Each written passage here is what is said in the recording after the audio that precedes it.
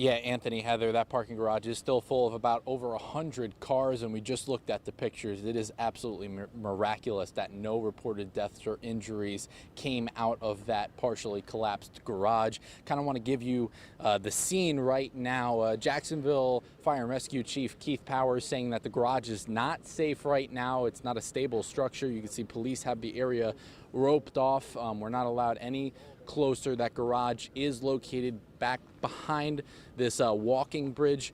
I'm not sure if you can see that. That's part of the hospital right now. Chief Powers also saying that 2 buildings next to the parking garage will be condemned for now over safety concerns. Tuesday afternoon, a loud noise had everyone in Riverside looking up, but Jeffrey Whitmore was looking down. And we looked over the edge and we saw a couple of turned cars and a concrete slab. Whitmore and other patients evacuated Ascension St. Vincent Hospital after the 3rd level of the Chartrand building parking garage collapsed. Jacksonville Fire and Rescue says it's pretty confident no one was hurt. Now 2 neighboring buildings will be condemned as a precaution.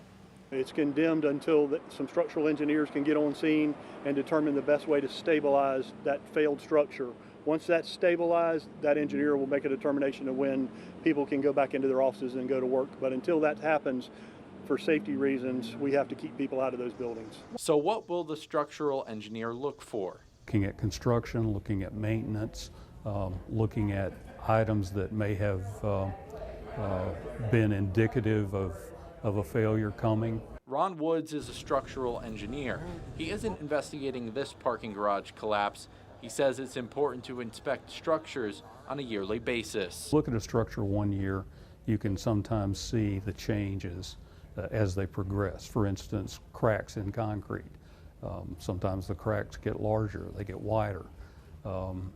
Sometimes you see corrosion, and the corrosion gets worse and worse, and at some point that corrosion can be a failure point.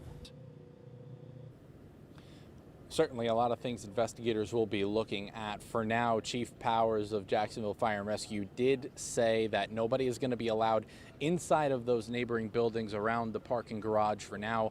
He did mention until those structural engineers do get in there and are able to kind of figure out if the buildings are safe and when they can be stabilized. But again, for now, the investigation has started into what exactly caused this. Jacksonville Fire and Rescue did say that they don't know for now. They just know that there was a partial structure collapse. And again, looking back at those pictures, Anthony, Heather, it is pretty miraculous that there are no reported deaths and injuries from today's incident.